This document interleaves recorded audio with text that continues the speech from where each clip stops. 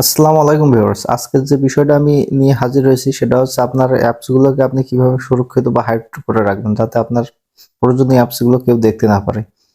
সেটিংসটি কিভাবে করতে হবে আপনাকে ভিডিওটি শেষ পর্যন্ত অবশ্যই দেখতে হবে। তাহলে আপনি বুঝতে পারবেন। তো চলুন দেখে নেওয়া যাক। তো সেটা করার জন্য সর্বপ্রথম আপনাকে যাইতে হবে সেটিংসে।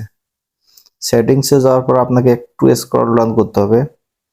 স্ক্রল ডাউন করার পর আপনি দেখবেন যে এখানে প্রাইভেসি নামে একটা অপশন আছে। এই যে প্রাইভেসিতে ক্লিক দেওয়ার পর আপনি আবারও স্ক্রল ডাউন করতে হবে। স্ক্রল ডাউন করে সবার নিচে আসতে হবে। সবার নিচে আসার পরে এখানে দেখবেন যে অ্যাপ হাইডিং নামে একটা অপশন আছে। অ্যাপ হাইডিং এ ক্লিক করবেন।